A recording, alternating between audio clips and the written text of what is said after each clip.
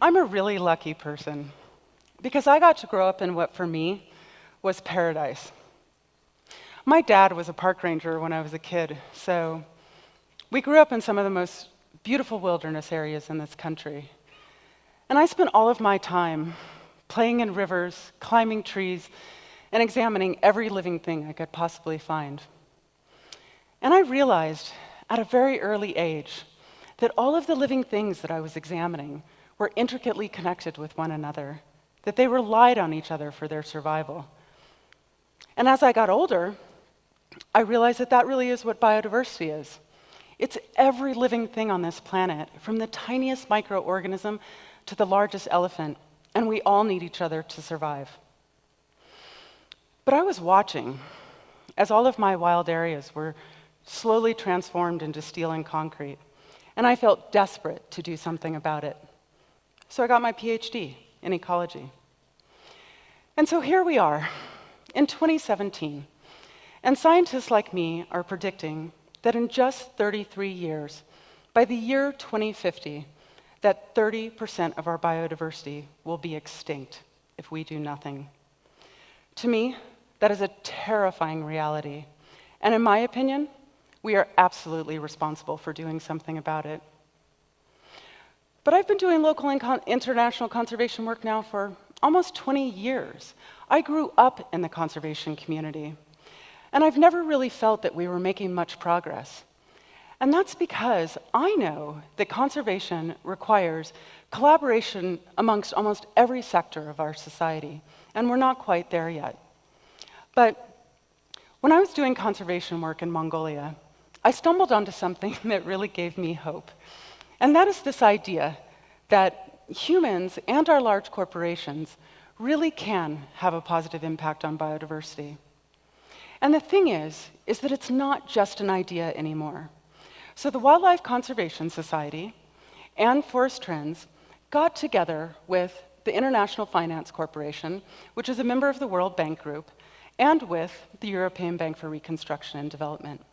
And together, they wrote a policy that says, if these large development banks loan money to a large development project, that project has to show that it will have a net positive impact on biodiversity by the time of project completion. And they have actually set up a system for accounting for biodiversity gains and losses that are tied to their performance standards, in the same way that financial gains and losses are tied to their performance standards.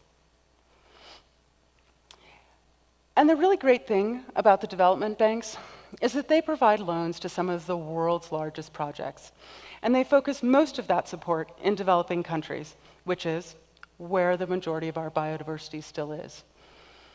But today, it is not just the development banks that have adopted these policies, but whole countries have adopted them, as have some large corporations. So Rio Tinto, which is the world's second largest mining company, adopted an internal net positive impact policy as early as 2004. And in 2012, I was hired by the Wildlife Conservation Society to set up an independent third-party biodiversity monitoring program for Oyu Tolgoi. And Oyu Tolgoi is the world's largest gold and copper mine. It is partially owned by Rio Tinto and partially owned by the country of Mongolia. And our goal was to set up a monitoring program that would track changes to key biodiversity indicators and then to determine the cause of those changes in order to contribute to the bank's accounting metrics. Well, the idea of setting up a monitoring project for the world's largest gold and copper mine seemed daunting to me, because Oyu Tolgoi's footprint, its immediate footprint, covers 10,000 acres, which is about 1/3 the size of Santa Fe, New Mexico. And its residual impacts on biodiversity span 90,000 square kilometers, which is roughly the size of Maine. So, well, we knew it would take 5 to 10 years to even begin producing results. And we know that it will take the next 30 years to really determine what their impacts are. But Oyu Tolgoi they followed what is called the mitigation hierarchy. And the mitigation hierarchy says that they must do 4 things. First, they must avoid any impacts they can on biodiversity by simply placing their facilities outside of any critical habitat and away from key ecosystem services. And second, they're responsible for minimizing their impacts on biodiversity by simply employing smart management scenarios.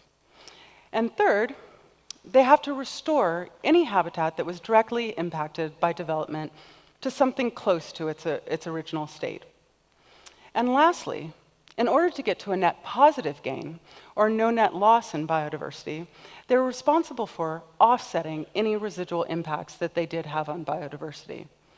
And an example of an offset is when, say, an equal amount of habitat to that which was destroyed is set aside in perpetuity for the species that was impacted.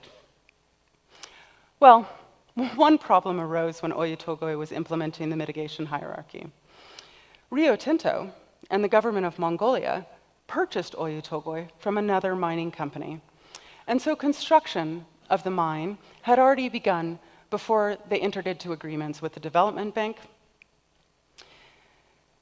Thus, they were unable to avoid or minimize many of their impacts, and they decided to focus instead on restoring and offsetting, which is not ideal. And then another problem arose, of course. The positive work that Oyu Tolgoi was trying to do for biodiversity was in many cases undermined by other companies operating in the same region. And for example, Oyu Tolgoi constructed a paved export road on which they planned to install a series of underpasses for wildlife. But running exactly parallel to that road was a dirt road used by coal mining companies with a lot more traffic and a lot more dust pollution. And these companies were not responsible for adhering to the same net positive impact policy as Oyu Tolgoi because they did not have development bank loans and because the country of Mongolia does not have its own net positive impact policy. So many people argue that it's ineffective to have a net positive impact policy for one company if all of the companies in the region are not responsible for adhering to the same policy, which is mostly true. But that's why I'm here. Because if we are going to stop the extinction of 30% of our biodiversity by 2050, then we cannot rely on one or a few policies to change the world. These policies need to be adopted on a global scale. Whole countries need to adopt them so that all of the companies operating in a particular region are responsible for mitigating their cumulative impacts on biodiversity. But just because it's important to start large, or important to come up with these global policies, doesn't mean that starting small and local is not effective. So right here in New Mexico, the Fish and Wildlife Service set up a program wherein it asked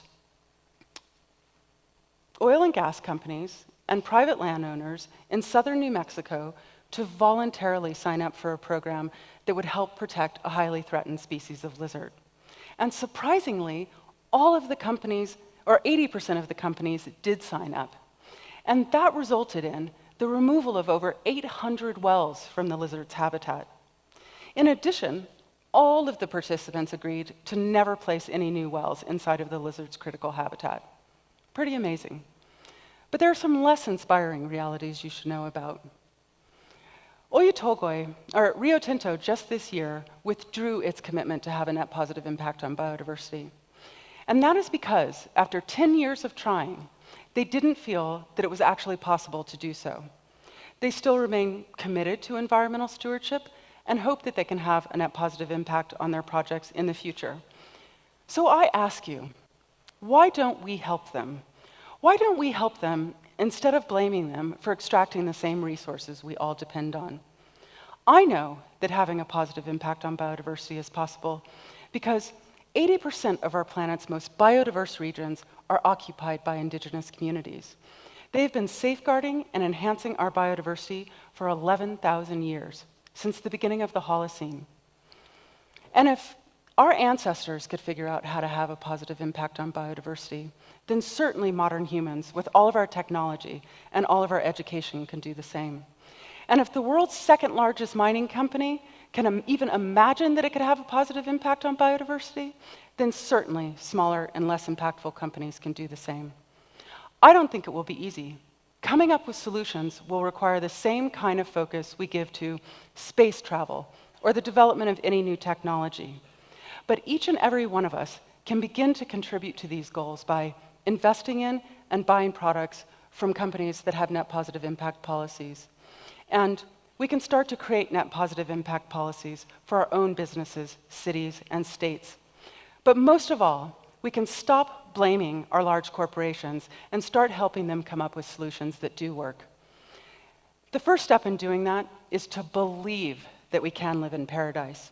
I know it's possible because I grew up there, and I hope all of our children will get to as well.